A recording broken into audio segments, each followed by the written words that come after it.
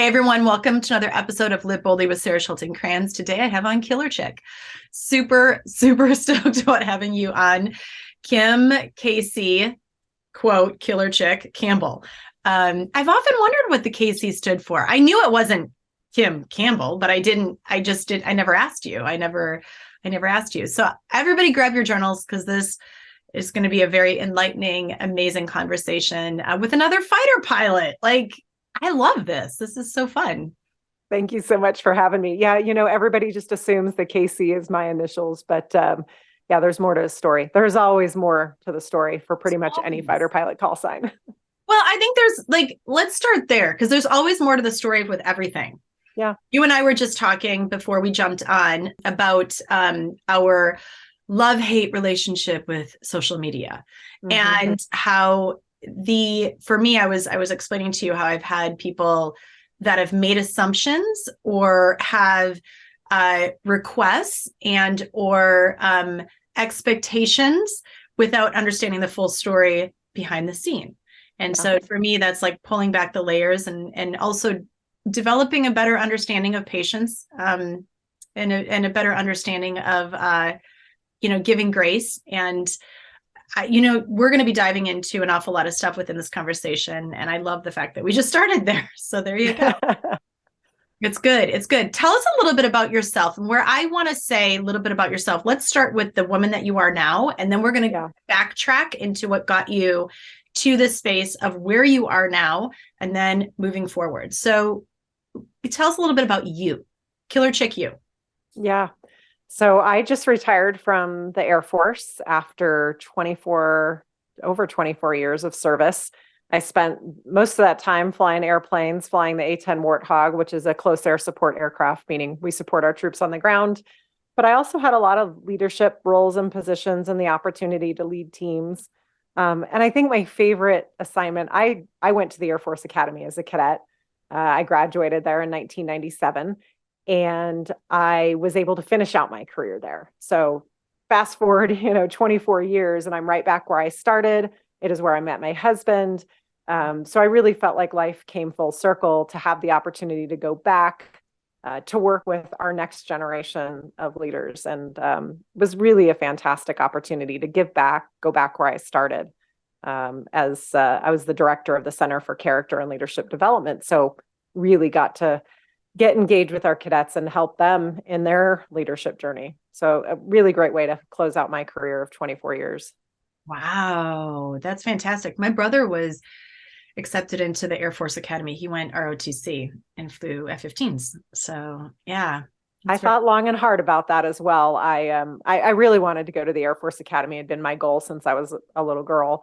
Well, let's just say the path doesn't always go as we planned, right? So I worked really hard to get into the Air Force Academy and got a rejection letter instead. And, it was crushing. It was really difficult. And, at the time I had actually thought about going to UC San Diego on an ROTC scholarship, kind of had that plan set. I think I even had a dorm room. But at the same time, this goal of mine of going to the academy was just, I couldn't let go of it because it was what I wanted. So I decided I would write the Air Force Academy every week and just let them know I'm still interested. Hey, if somebody turns down their appointment, here I am. And eventually got an acceptance letter just 2 weeks before I was supposed to report to basic training. So I don't know. I just think about how differently my life could have turned out based on those two paths. Okay, wait a second. Okay, back the truck up. Okay, so you didn't accept the no. You were determined to step into it's not even a maybe. You just knew. That's what I'm hearing from you, that it was like, no, I just know that this is where I'm supposed to be. Yeah, I felt like it was, I had set this goal in 5th grade that this is what I wanted to go do. And I had worked so hard for it. And I had prepared, I had both mentally and physically, I had done everything. So to hear the word no, and I read the rejection letter and I'm sure it said something nice about it being a competitive process, but I read it as you're not good enough. And I was like, well, wait a second. I worked my ass off for this.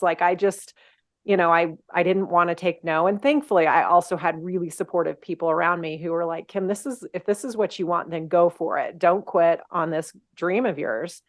And so I didn't. I wrote these letters, and they actually read them because when I finally got to the Air Force Academy, after I got accepted and made it through basic training, I got a note one day to report up to the admissions office because they wanted to meet me. They were like, who's this girl that wrote all these letters to us? And so they actually read the letters, and they said, I remember this to the day. They were like, every time we got your letter, we put a little smiley face on it and put it on the director of admissions on his desk. Wow. So persistence pays off. Yeah, for sure. And repetition is key. Yes. Yes. So, wow. So keep showing up. So okay. I have to ask this. Do you still have the rejection letter? Oh, yeah, I do. Oh, okay. Awesome. And why did you keep the rejection letter? I'm just curious. Well, I think like once I got there, I kind of wanted to prove that I belonged, that I was worth the acceptance, right? Like I was going to show them. I guess I used that little bit of rejection as more motivation for me. Like I belong here. Like I know I did. I was just going to show them that they, by accepting me, that I did, that they did the right thing, that I was the right person to bring in. And so I saved it. Yeah, I saved it. I've looked back on it a few times, kind of like, just because come on. You never know, like the path that your life is going to take. And, I ended up graduating at the Air Force Academy. In the top of my class, I was the cadet wing commander in charge of all 4,000 cadets. And it was like, you know what?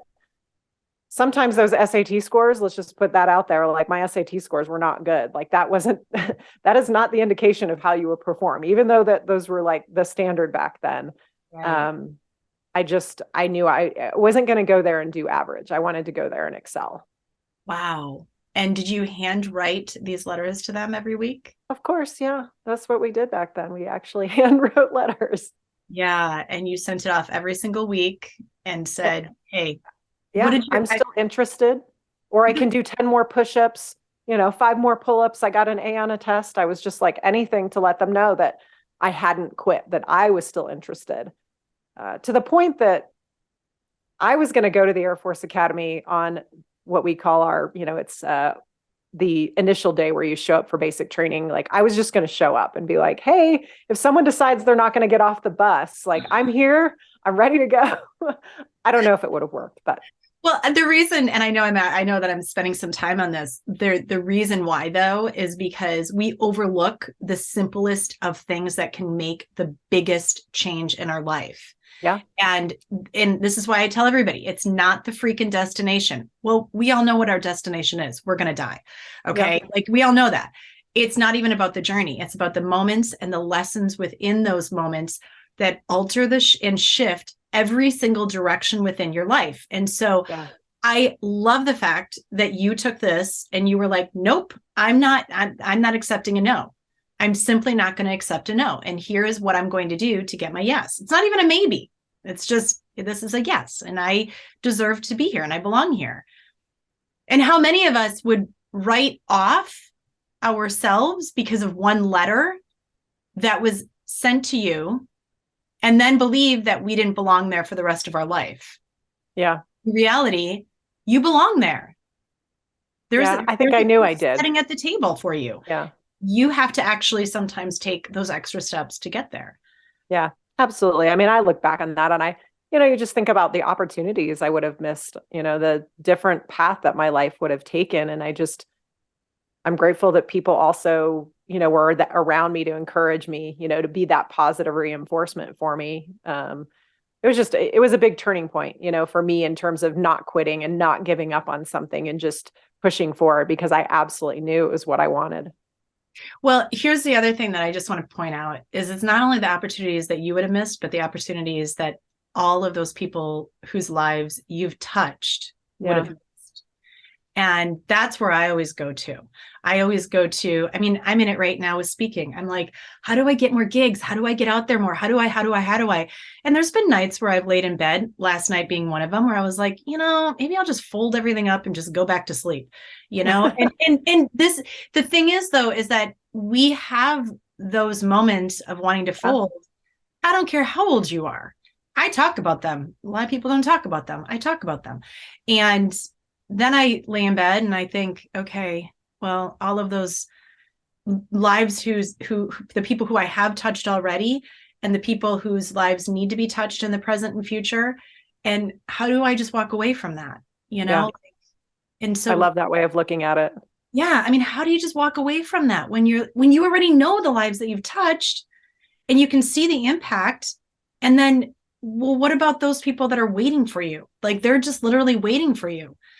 So stepping in is huge. And one of the things that we talked about it in before we jumped on is being brave and doing it afraid. Yeah. So go back to 5th grade. What the heck made you want to be? What the heck? I know. Like standing in the field, looking up, seeing these jets, and you're like, I want to be that. What happened? Close. Really? Check that out. So 5th grade, 1986 for me. Clearly dating myself here and all of this, but I'm 49, so I'm right there with you. Yeah. So 5th grade for me was the launch of the Space Shuttle Challenger. Oh, I remember that. Yeah.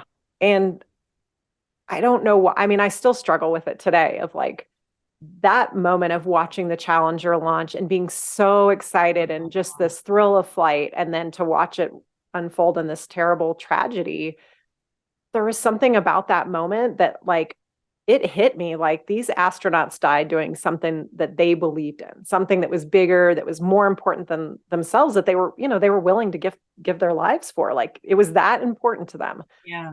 And there was something in that moment that just connected me with that idea. And, watching it with my parents and talking about, to my parents about it, I decided then I was like, I'm going to be an astronaut. And my dad, I think, the kids say a lot of things about what they want to do in life. My kids are doing the same thing.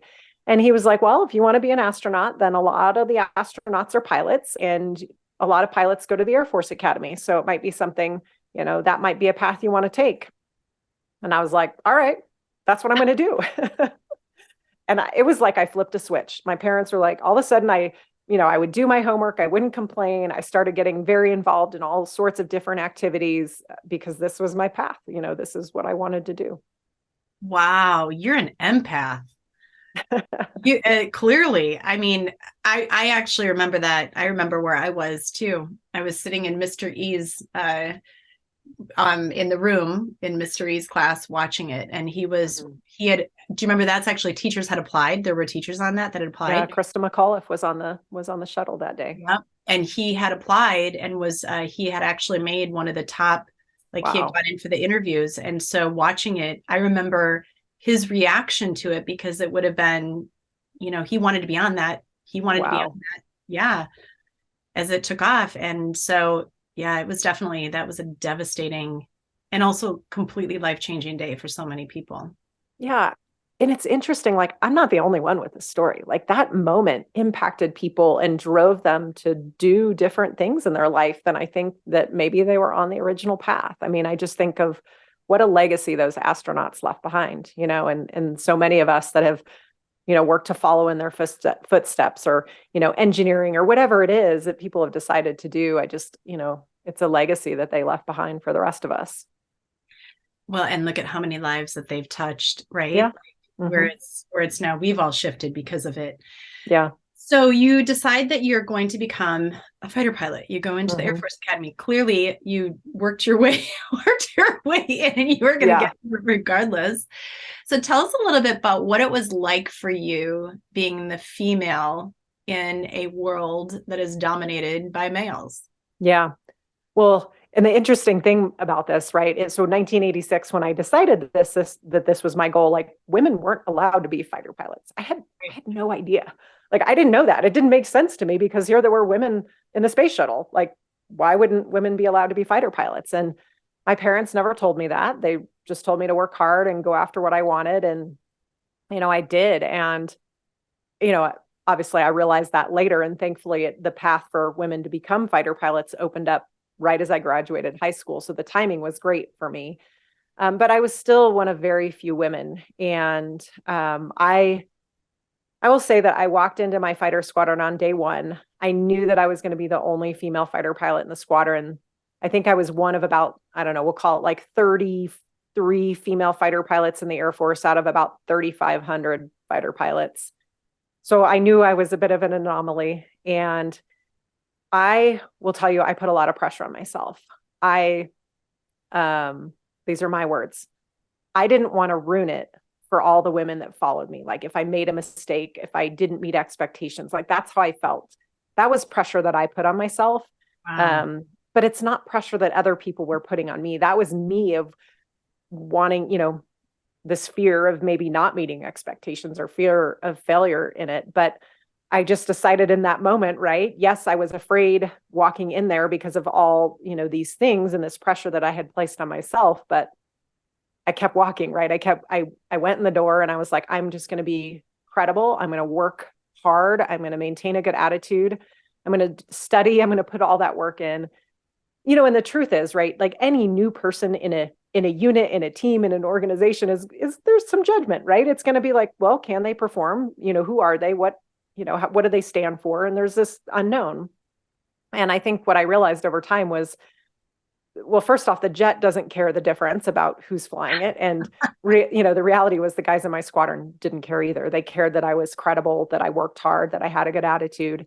And many of the guys in my squadron, I had gone to the Air Force Academy with. So I was, they knew me a little bit. And so this pressure that I put on myself was definitely self-induced pressure. I mean, it turns out like I just needed to be credible and capable in the airplane. And that was it. Right. I love that. I love that you said the plane doesn't care. The jet doesn't care. The jet doesn't know. It doesn't even know. Nope. Did you feel like there was an undertone of, yes, we want you as a woman to succeed in this as much as you want to succeed yourself? Did you find that you did? I did. I felt like there was this like uncertainty about me at first. Like they just didn't know how to act around me. I remember in some of the first briefings, I had an older pilot that had been around for a long time. He was like, I've never flown with a girl before. It was like he was just a little uncomfortable. And I was like, well, sir, I'm going to sound a little bit different on the radio, but I think everything else should be okay. So it was just more of that. It wasn't, I felt very supported, and maybe it was because I knew a lot of the pilots in the squadron already from my time at the Air Force Academy. My husband happened to be also an A-10 pilot in the other squadron. So a lot of these people were friends, were familiar. And I know that's not been everybody's experience going into something new, but for me, I did feel supported. I felt like they were my brothers looking out for me and wanting me to succeed. And so all in all, it was tough, but it was a very positive experience. Can you give us one of your most, I don't know, what's the word I'm looking for? One of the most, the stories, the moments where you felt like you had to step into your bravery, where you had to step into give us a couple of your favorite stories. Top 3. Give us the top 3. I love stories. Yeah. So I'll go with the top one first, and then we can decide where we want to go from there. Because there is one for me that stands out more than anything. And it is kind of the moment for me where I feel like my entire life and everything that I had done came together in one moment. And it was like all the hard things I had done in life led me to that moment. And it was a moment over Baghdad back in 2003, flying a close air support mission, as we always do, supporting our troops on the ground. And we got a call. Troops are taking fire. They need immediate assistance. And we were going to do everything we could to get in there. Unfortunately, the weather was terrible. So we were just trying to find a way to get down below the weather. We eventually did, and we could see this firefight happening across the river. And it was very surreal because it was all these things that we had trained for and planned for. And because of the intensity of the firefight, we start realizing also that, they're actually shooting it up at us too. We can see like bright flashes and smoke in the air. We're going to do 2 passes, reassess, figure things out. And on my last pass coming off target is just when I feel and hear a loud explosion at the back of the airplane. And I knew immediately I was hit. There was no doubt in my mind. The airplane like dumped over towards the ground, pointing down at Baghdad below. And it wasn't responding to any of my control inputs. It was just plunging to the ground. I looked down at my ejection handles thinking like, this is not going to go well if I have to pull my ejection handles and eject out of this airplane, potentially down into Baghdad. And I just decided I was going to, everything kind of reverts to your training at that point and everything that you've done, and quickly figured out what was going on. And I had a backup emergency system. So I engaged that system. And thankfully, the airplane started climbing away from the ground, away from Baghdad. And that was kind of the first time I took like this deep breath of like, okay, I think I might make it out of here alive. Yeah. So that moment is probably the biggest one, but I don't even know that like was just such a reliance on my training. Like the word bravery doesn't even come into my mind, or courage. It's just survival. Right. And I think the hardest part for me on that mission was what happened later, which was now I have to fly this heavily damaged airplane back home. And I don't know if I'm going to live or if I'm going to die out of this. I don't know, I'm trying to decide, do I get the airplane back and try to land, or do I get it back and just get it to friendly territory and eject? And I have an hour to contemplate that decision and think through it. And thankfully, I had a wingman by my side. I had somebody to provide that mutual support. We did a lot of talking about what to do and how to handle it, and went through a lot of emergency procedures and things. And I decided I was going to land the airplane. That is probably the moment that I had to pull like deep within to have the confidence to keep going and to be confident in my decision. But I will tell you, putting that airplane on the ground was like, it was relief, but it was also this sense of accomplishment that I had just done something that I had no idea I was capable of doing. And then hearing the words from all the guys in my squadron, like that was the moment that I was like, this is the brotherhood. This is what this is all about, and eventually a sisterhood too. We had more women, but this is what it's about. This is what makes it, and it was like everything that I had done in my life prior to that, all those hard things, all the challenges, all the mistakes, all the failures, everything culminated in helping me get through this one really difficult moment. I have so many directions right now that I'm just sitting in like, holy moly. So I would call that's the result for me. Like, I'm just thinking of metaphorically, because I always metaphors, just how I am. And if it's metaphors of nature, metaphors of experiences, metaphors of moments, and the amount of bravery that it took for you to go through that, and the training, the tools, all of the things that you learned as a fifth grader, watching that Challenger happen, right? Watching the explosion to, oh, okay, this is what I'm going to do. Okay, so I'm going to go to the Air Force Academy, to showing up over and over and over again, writing that letter.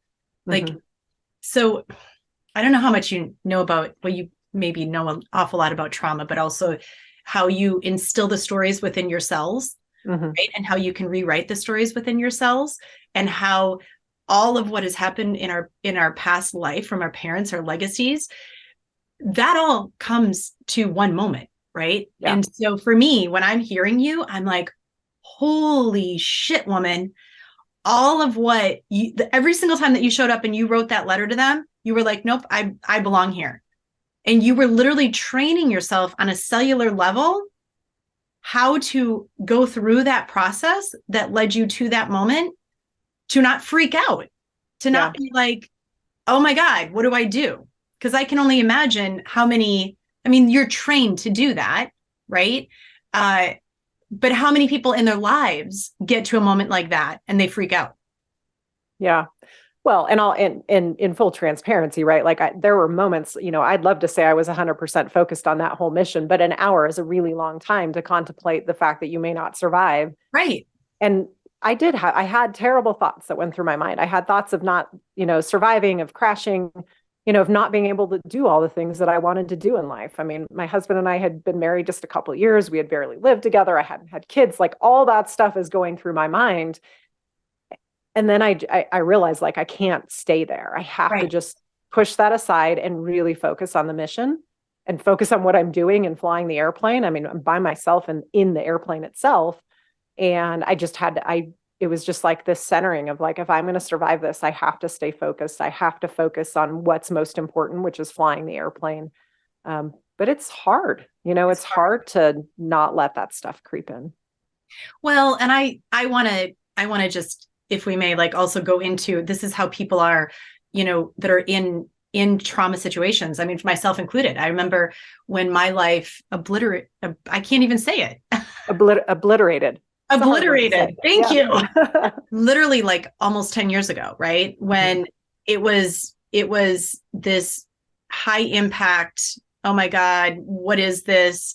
And I think about when I was in that moment of, okay, well, what was I focused on? I was focused on my children. I was focused on getting back to safety. I was focused on, coming back full center to what is next? What do we need to do to get to that next step, to get to that next space?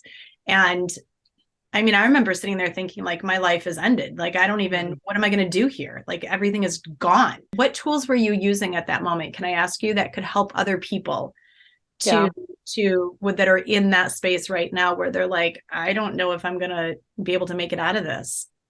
Yeah, I would say several things. One was just like breathing, right? Like, just take a breath, kind of the calming breath, and really focusing on what was important. So we learn early in our training, we learn this phrase that is aviate, navigate, communicate. And aviate is like, focus on what's most important, focus on flying the airplane, focus on that one thing that you have to keep doing, that you can't stop doing, or you fail, or the mission doesn't go well. And then you navigate. Then, right, you can open up a little bit more situational awareness and navigate a path forward.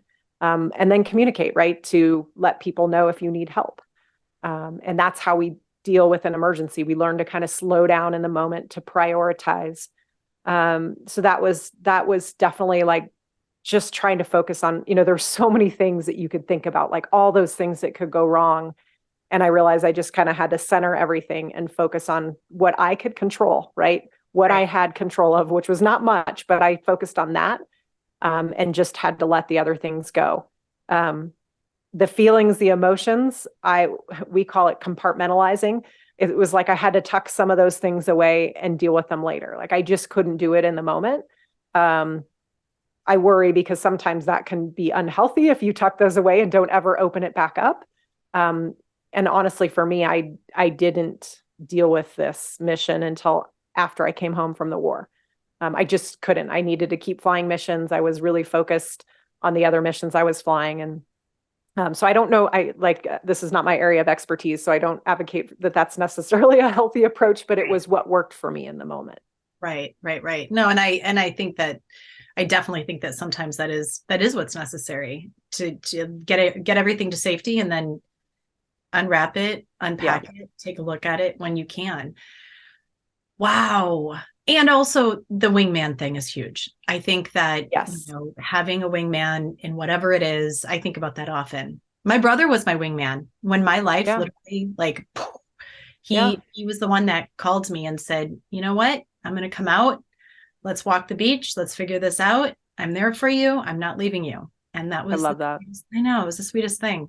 I had a wingman with me on that mission, right? He was my flight lead, but he was my wingman in that moment.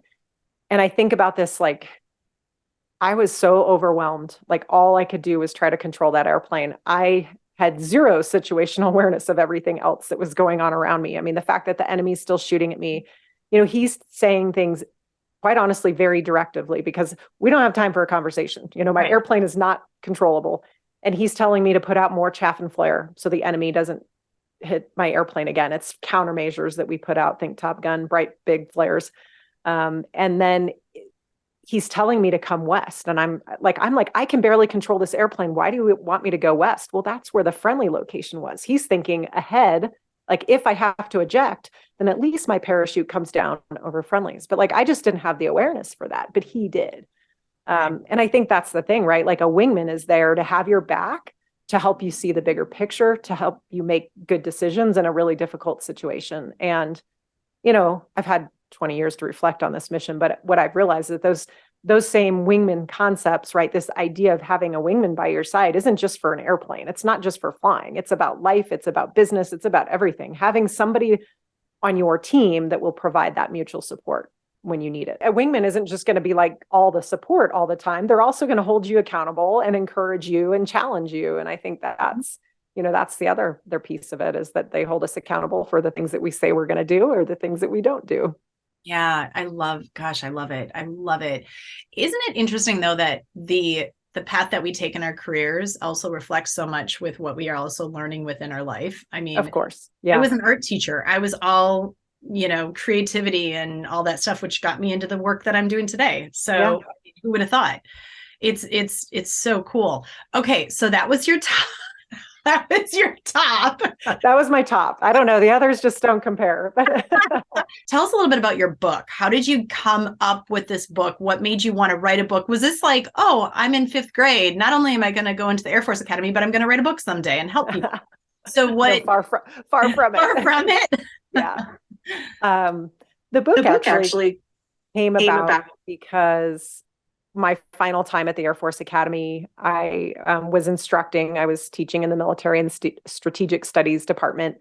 And one of the other professors was like, Kim, you should write a book. And I was like, I don't know about that. We'll see. And then over the holiday break, it's fairly quiet. All the cadets have gone home. And he was like, okay, so I'll see your first chapter here in a week. How's that sound? I was like, what? So he really encouraged me to start writing. Oh, and he was your wingman. He was my wingman. Yeah. And he was all the way through, because I just started writing. I didn't really have, I feel like I did this backwards in terms of how they tell you to write a book with an outline and key chapters. And I just started writing, which felt very good to me. I love to edit. So I just wanted to write, get my thoughts out on paper and just kind of see where the book would take me. And, I think having just retired, there's just a time of a lot of reflection in my life.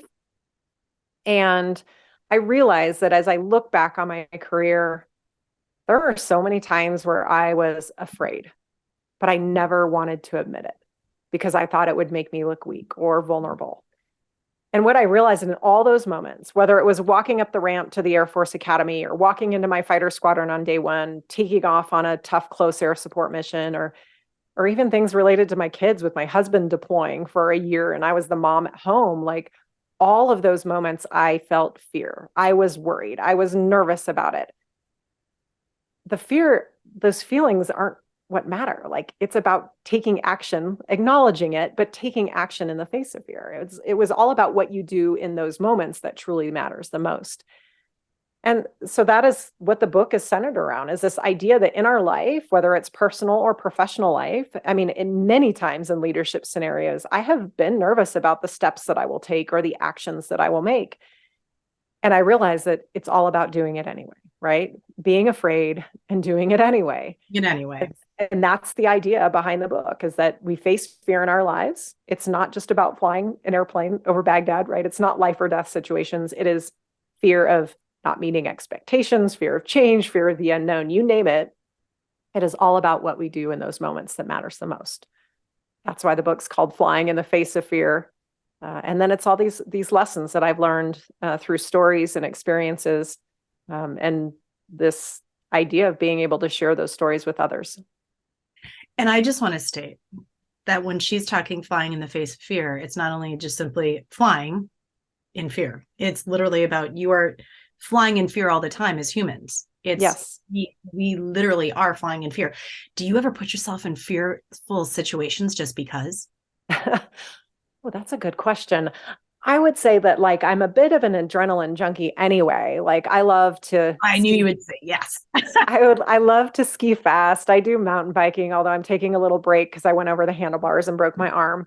So, but I love those moments. And I will tell you, there's moments, where I've been doing those things and there's a little bit of fear. I mean, some pretty awesome hikes that sometimes I'm like, wow, I got myself in a pretty little good predicament here, just where I'm at. And so, I don't know that I don't like watching horror movies or anything like that kind of fear.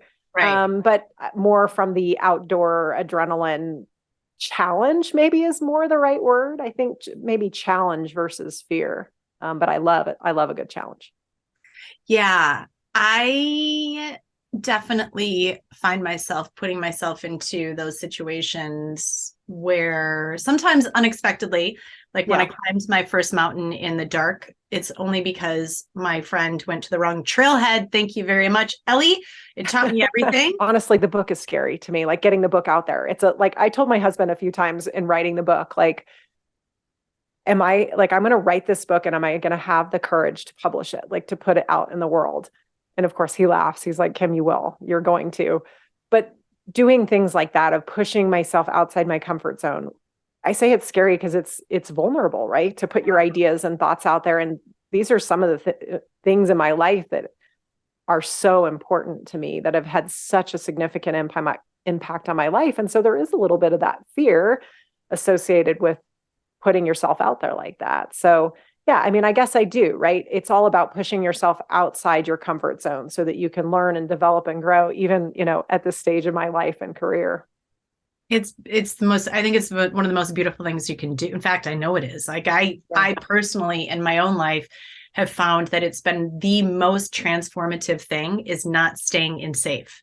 Yeah. Because when we stay in safe, we become so comfortable with that we don't understand what we're truly capable of by stepping into that space that is fear driven, might feel unsafe, but actually becomes your safe. So all you're doing is growing your comfort zone and growing what's possible in your life, which is super cool because guess what? A lot of shit's going to happen to you, like happened to you when you were over Baghdad. And what would you have done had you have not have prepared for that moment, your entire life? Yeah. And I even look back on that moment, and as terrifying as it was, as challenging, as hard, as difficult as, all those feelings that I felt on that mission, like I look at the good, quite honestly, that came out of it. There's so much that I learned from that mission that made me a better pilot, but it made me a better person, a better leader, a better wife, a mom, all of these things because of this one moment that allowed me to prioritize my life a little bit and reflect on what was most important. So I don't know. I feel like sometimes those hardest, most terrible things, we really come out stronger and better on the other side. The thing that I think that so many people, if I can encourage people, it's literally to sit back in some of those moments, those most transformative moments, and peel it back even more. And what more can I learn from that? Know? And that's what makes the greatest stories of our life, I think, which now is published and out in the world, by the way, just so you know. Yep, sure is. Yep, sure is. Too late now. The book showed up yesterday. So do you have a copy of it by chance near you? Do. I would love for you to put this up there so everybody can see it. It's beautiful. Yeah. Go get your copy, Flying in the Face of Fear. It's absolutely beautiful. I love the fact that you could take all of these stories and these moments and put them into something that can be so helpful for so many people that do live in fear every single day. Right. That's my hope, right? Like that's the purpose behind the book. That's why I decided to take that leap of faith, right? And put it out there and put it into the world. Is I know the number of people that have made a difference in my life just by sharing their stories and their experiences with me. So why wouldn't I do the same? And I feel a little bit like surviving that mission and making it home safely, like I almost feel like a responsibility to share what I learned, that's the point. Help other people, share your experiences to help others. What if you could give us a couple of your most, what's your routine like to stay in the space of continuing to be brave and to put yourself out there? I mean, I'm sure it's shifted from the 5th grade when you made this decision to then showing up and writing the letters and continuing that repetition. But the woman that you are today, how do you keep in this space? I think what I've realized over time is that when I start feeling that fear about something, I can feel it. Like it starts like a little nervousness and worry. And I can tell because I'm constantly thinking about it. Like it's always on my mind. And I'm like, okay, what's wrong? Like I really drill down into like, what is bothering me about this? What is my concern? And this is something like, if I have to have a difficult conversation or, who knows, maybe it's a difficult like meeting coming up or something. there's something that's bothering me about it. I really drill down into why am I feeling this way? What am I feeling? But for me, I've realized that like if I just put in some work to prepare for that moment, so I do whatever preparation I can do by looking at what I've done in the past, what's worked, what hasn't worked, if there's studying involved, you name it, I do that piece. But I'm also big into practicing and talking through it, visualizing, or we used to chair fly before a flying mission, which means you sit in a chair, you visualize like you're in the cockpit, you do the radio calls. But it was like a little freebie mission. And I feel the same way now. Like if I have to have a difficult conversation and I'm worried about it, I'm going to walk through that conversation, or I'm going to talk to somebody about it and actually talk through the conversation. But just practicing it, giving myself just a little bit of like, okay, I can get through this. And then the other thing that has been helpful for me is actually thinking about, what am I afraid about? Like, what is that worst case scenario? What are these contingencies that could happen? Let me just take a minute to think about them, realize what I will do in that moment if it happens, and then I can just let it go. Yeah. Maybe not completely, but it doesn't consume my energy and my time. Right. So for me, that preparation piece has been huge, to be able to think through things, spend the time, think about it. Then I become more competent. Like I feel just more confident because of that. I've taken the time to really put in the work. And that has really helped me in those really difficult moments, to step up and take action. Yeah. That's repetition. Yep. And it's doing it over and over and over again, and doing it even when it's hard. Yeah, absolutely. And because I don't know about you, but I found the heart only stays there for so long. If you work through that piece, and then all of a sudden you're like, okay, like why was I worrying so much about that? Yeah, exactly. What was the problem? And I mean, it's okay to feel that way, but you got to do something with it. Yeah, most definitely. So you have 2 kids, right? I do. And how old are they? 2 boys. 2 boys. I have 2 boys that are 10 and 14. How is it raising them through this space? I'm always curious about the parenting aspect. Yeah, it's they have a way of like reminding me of what's important in life, keeping me grounded and centered. But they grew up like with 2 parents that flew airplanes, and for them they were just like, it's another day. We got to go out to the flight line, and they didn't really realize what it was all about. They're getting a little bit older now. They kind of, they start asking more questions, and we're doing our best. I don't know that we always get this parenting thing right, but we're certainly trying. Yeah, well, I know that one for a fact too. What is next for you? It's a great question. I just retired from the Air Force about 1.5 years ago, and this is really the start of my next chapter in terms of finding this new passion and purpose, which I have found in just this idea of impacting a new generation of leaders and being able to give back a little bit in some way, and to serve in some way, and to share those stories. So for me, the book is coming out. I've been doing some executive coaching and keynote speaking, and just having the opportunity to connect with people, to share some stories and some lessons learned. And spending more time with my family is really an opportunity now to really focus on that, when I haven't always had that opportunity in the past. I was going to ask you about that. Was that hard? Was that hard, having to take off and not be with your little guys? Yeah. And my husband and I both being pilots and both having to deploy, like we got it. It was a little bit easier when it was the 2 of us. And then when kids come along, deploying for 6 months when I had a 1-year-old was probably the lowest point in my career, the lowest point of my life, where I questioned what I was doing, why I was doing it, and really thought that I would leave the Air Force at that point. And, it turns out everything happened, everything went just fine. And my son didn't remember that I was gone. He still doesn't to this day. And getting through that, I clearly didn't. I stayed another, I think, 11 years after that. So, but that was hard. That was really, really tough. And glad to have gotten through it and put it behind me. Yeah, I remember when I was teaching, and I had a mom come up to me, and it was after I had my second son. And she said, I just want to let you know that it's hard. It's hard working when you have children. Yeah. And she said, Sarah, they need you actually more when they're older than they do when they're younger. Yeah. And I can see that. Yeah. And I thought, I remember being like, you're crazy. I don't know what you're saying, but that's crazy. And I have to say, she wasn't wrong. she wasn't wrong. I think people transitioning out of the military really struggle with this of finding a new tribe, right? Because they've been in a tribe, they've been in this camaraderie, this sense of camaraderie environment. And so to leave that now, that's, I think, where a lot of the struggle comes from. So finding a tribe and finding your people and finding this new passion and purpose is so critical. And, it's critical across the board just to find your tribe, to have your wingmen, to have those people around you, makes a huge difference. Yeah. Transitioning from anything and into anything is definitely, it's a big thing. It's a big thing.